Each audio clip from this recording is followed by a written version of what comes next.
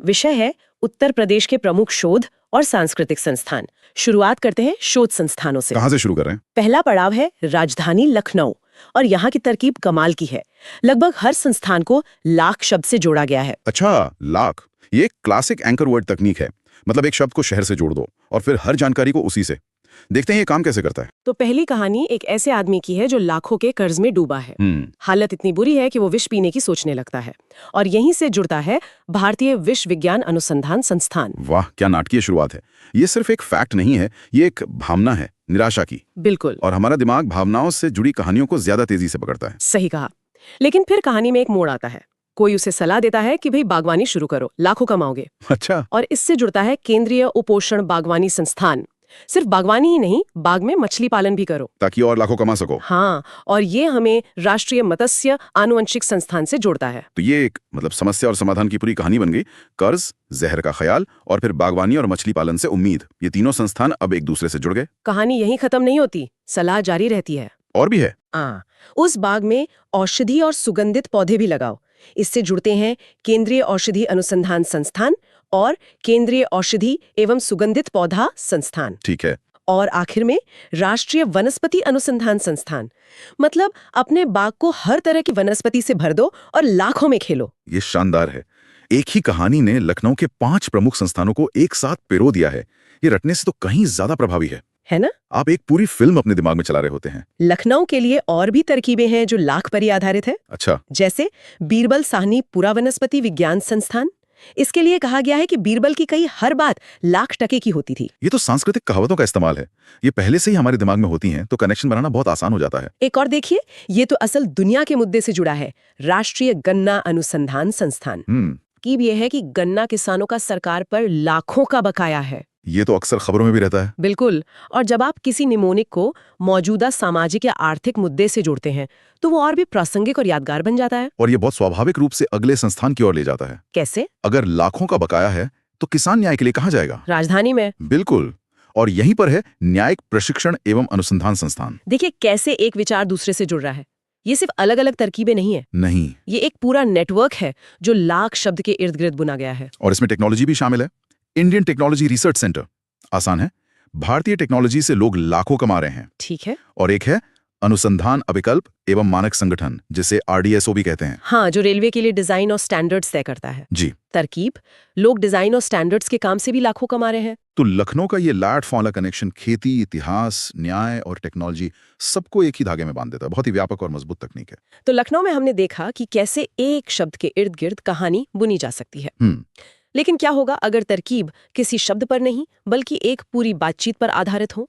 यहीं पर नोएडा की तरकीब दिलचस्प हो जाती है। अच्छा, तो अब हम नैरेटिव से डायलॉग की ओर बढ़ रहे हैं, बताइए। नोएडा के लिए तरकीब इसके नाम में ही छिपी है, नो एड़ा। नो एड़ा? हाँ, यानी नहीं मैं एड़ा या मूर्ख नहीं हूँ। कहानी एक पिता और बेटे की है जहाँ बेटा हर बात पर यही जवाब देता है। अरे वाह ये तो मुझे हर दूसरे घर की कहानी लग रही है। ये तो बहुत रिलेटेबल है। हाँ बिल्कुल। तो पिता बेटे को सलाह देते हैं कि छोटा मोटा बिजनेस शुरू कर लो, और इससे जुड़ता है राष्ट्रीय उद्यमिता एवं लघु व्यवसाय विकास संस्थान। बेटे का जवाब नोएडा। नोएडा, एकदम सही।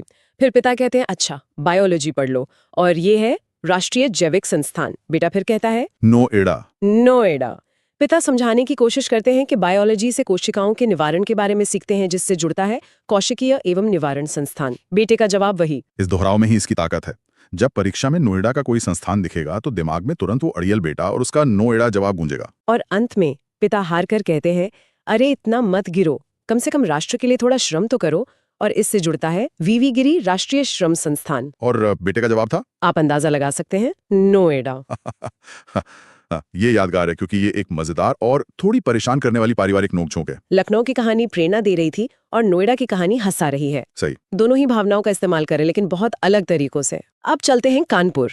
यहाँ की तरकीब एक ध्वन्यात्मक ट्रिगर पर आधारित है। मिलती जुलती आवाज। हाँ, कानपुर के लिए कीवर्ड है कान। अच्छा, तो यहाँ कहानियों से ज्यादा शब्द खेल पर ध्यान है। बिल्कुल। पहला है राष्ट्रीय चीनी अनुसंधान संस्थान, तरकीब थोड़ी अजीब है, कहती है कि चीनी लोग एक दूसरे के कान भरते रहते हैं। ये एक रूढ़िवादी धारणा है, लेकिन जैसा मैंने कहा, निमोनिक्स अक्सर चौंकाने वाली या विवादास्पद छवियों का उपयोग करते हैं। क्यों? क्योंकि वे दिमाग में अटक जाती हैं। इसका मकसद सिर्फ याद रखना है, उस धारणा को सही ठहराना नहीं। और ठीक इसी के विपरीत भारतीय दलहन अनुसंधान संस्थान के लिए तर्क है कि बेचारे दाल रोटी के चक्कर में लगे लोगों के पास कानाफूसी करने या कान भरने का समय कहाँ होता है। ये दिलचस्प है।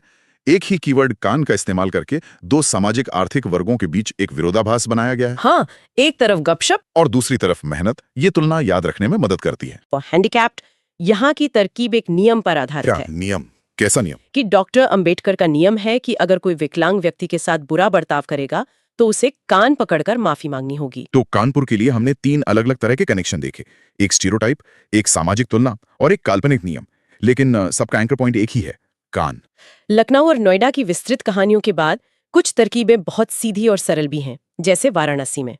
वाराणसी के लिए कीवर्ड है वाणी। शहर के नाम से ही मिलता जुलता, सरल और प्रभावी। हाँ, भारतीय सब्जी अनुसंधान संस्थान के लिए कहा गया है कि सब्जी वालों को अपनी सब्जी बेचने के लिए मीठी वाणी चाहिए। सीधा कनेक्शन। और Indian institute of handloom technology के लिए कि मजबूत वाणी से किसी को भी हैंडल किया जा सकता है। बिल्कुल सीधा, कोई कहानी नहीं, कोई ड्रामा नहीं।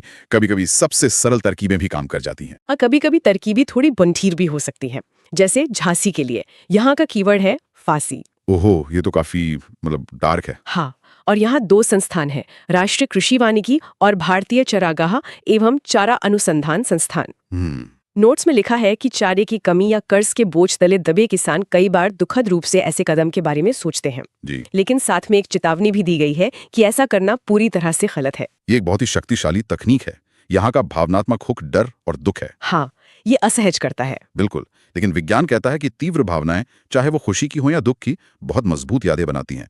और साथ में एक सामाजिक संदेश जोड़ना इसे सिर्फ एक तरकीब से ज्यादा बना देता है। और आखिर में प्रयागराज के लिए कीवर्ड है प्रयोग। प्रयोग। हाँ, हरिश्चंद्र अनुसंधान संस्थान के लिए कहानी है कि राजा हरिश्चंद्र अपनी प्रजा को खुश रखने के लिए नए नए प्रयोग करते थे। एक ऐतिहासिक संदर्भ अच्छा है। और गोविंद वल्लभ पंत सामाजिक विज्ञान संस्थान के लिए तरकीब तो कमाल की है। वो क्या है? कहती है कि अभिनेता गोविंदा फिल्मों में वापसी के लिए आजकल नए नए प्रयोग कर रहे हैं। हाँ, गोविंदा का प्रयोग, ये तो सच में कोई सोच भी नहीं सकता था, है ना? पर शायद इसीलिए ये हमेशा याद रहेगा। ये दिखाता है कि निमोनिक्स कितने रचनात्मक और अप्रत्याशित हो सकते हैं, इतिहास से लेकर बॉलीवुड तक। बिल्कुल। तो ये तो थे शहर और उनके संस्थान, लेकिन एक और बड़ी चुनौती है स्थापना का साल। हाँ, सांस्कृतिक संस्थानों की स्थापना का साल याद रखना। ये नंबर तो और भी ज्यादा सूखे और बेजान होते हैं। संख्याएं याद रखना वाकई मुश्किल है, क्योंकि वे अमूर्त होती हैं। इन नोट्स में संख्याओं को याद रखने के लिए उन्हें घटनाओं, छवियों या मिलती जुलती आवाज वाले शब्दों से जोड़ा गया है। ये क्लासिक निमोनिक तकनीक है। चलिए देखते हैं। उत्तर प्रदेश सांस्कृतिक विभाग, स्थापना वर्ष 1957। यहाँ 57 को सीधे 1857 के विद्रोह से जोड़ा गया है। अच्छा। तर्क ये है कि 1857 में अंग्रेजों ने यूपी की संस्कृति को नष्ट करने की कोशिश की थी और उसके 100 साल बाद 57 में उसे बचाने के लिए विभाग बना। बहुत चालाकी से एक बड़ी ऐतिहासिक घटना को इस्तेमाल किया गया है। 1857 हर किसी को याद रहता है, तो 1957 को उससे जोड़ना बहुत आसान है। अगला है उत्तर प्रदेश संगीत नाटक अकादमी, 1963। यहाँ 63 के अंकों को अलग अलग कर दिया गया है, 6 और 3। 6 और 3। हाँ, तरकीब एक शेड्यूल है, 6 घंटे संगीत के लिए, 3 घंटे नाटक के लिए। ये संख्या को टुकड़ों में तोड़कर उसे एक व्यवहारिक अर्थ दे रहा है। 63 एक संख्या है, लेकिन 6 घंटे और 3 घंटे एक योजना है जो याद रखना आसान है। फिर आता है भारतेंदु नाट्य अकेडमी, 1975। 75 को जोड़ा गया है एक शब्द पचर पचर से, जिसका मतलब है बुकबक। कहानी है कि भारत के नाट्य कलाकार हमेशा पचर पचर करते रहते हैं। ये एक ध्वन्यात्मक लिंक है। 75 और पचर पचर की आवाज मिलती जुलती है। ये थोड़ा मजाकिया है, इसलिए याद रहता है। और इसमें एक और परत है, 1981 में इसका नाम बदला गया। अच्छा। तरकीब कहती है कि 75 में पचर पचर करने के बाद जब कलाकार 80 पार करके 81 के हो जाते हैं तो वे बड़े ड्रामेबाज बन जाते हैं। वाह, ये तो उस संस्थान के इतिहास की एक मिनी स्टोरी बन गई। ये सिर्फ 2 अलग अलग तारीखें नहीं है, नहीं, ये एक कहानी का हिस्सा है। और नोट्स में पहले अध्यक्ष अमृतलाल नागर का नाम याद करने की भी तरकीब है। हाँ, कि कलाकार अमर होते हैं, हमारे लाल हैं और हर नगर में जाने जाते हैं। ये तो जानकारी की पूरी तरह से बुनाई है, वाकई में। अच्छा, राज्य ललित कला अकेडमी, 1962। 62 को सीधे 1962 के भारत चीन युद्ध से जोड़ा गया है। तरकीब यह है कि राज्य के युवा 62 के युद्ध का बदला लेने के लिए लालायित हैं। और ललित और लालायत एक जैसे लगते हैं। बिल्कुल। ये बहुत ही चतुर शब्द खेल है। एक ऐतिहासिक घटना को सीधे इस संस्थान के नाम की ध्वनि से जोड़ दिया। और यहाँ भी पहले अध्यक्ष डॉक्टर संपूर्णानंद का नाम जोड़ा गया है कि वे युद्ध में जीत के बाद संपूर्ण आनंद चाहते थे। हर जानकारी का टुकड़ा एक दूसरे को सहारा दे रहा है। अब ये वाला सुनिए, ये तो और भी जटिल है। भातखंडे संगीत संस्थान 1926। ठीक है। पहले तो भातखंडे नाम को तोड़ा गया भारत खंड। फिर कहानी बनाई कि अंग्रेज भारत को खंड खंड करके उसकी छवि खराब करना चाहते थे। और 26 का क्या? 26 सुनने में छवि जैसा लगता है। अरे वाह, ये बहुस्तरीय निमोनिक है। नाम को तोड़ना, एक ऐतिहासिक कहानी बनाना और फिर साल के लिए एक ध्वन्यात्मक लिंक। इसे समझने में 1 मिनट लगता है, लेकिन एक बार जब ये दिमाग में बैठ गया तो इसे भूलना लगभग नामुमकिन है। और कुछ सरल भी है। राष्ट्रीय कथक संस्थान 1988-89। 88 सुनने में ठाठ जैसा लगता है। हाँ। जो कथक करते हैं वो बड़े ठाठ में रहते हैं। बिल्कुल, ध्वनि और छवि का सीधा संबंध, सरल, सुंदर और प्रभावी। और आखिर में कला एवं शिल्प महाविद्यालय 1911। यहाँ 11 बन जाता है एक एक। तरकीब है कि हर एक व्यक्ति को कला और शिल्प का ज्ञान होना चाहिए। एक आदर्शवादी विचार। ये याद रखना आसान है क्योंकि ये एक अच्छे संदेश से जुड़ा है। तो इस सब को देखने के बाद हम वापस उसी सवाल पर आते हैं। हमने कहानियों, संवादों, शब्द खेलों, ऐतिहासिक घटनाओं से जुड़ी तरकीबों का एक पूरा ज़ख़ीरा देखा। हाँ, इन कहानियों से गुजरने के बाद ये नाम अब सिर्फ एक सूची नहीं लगते।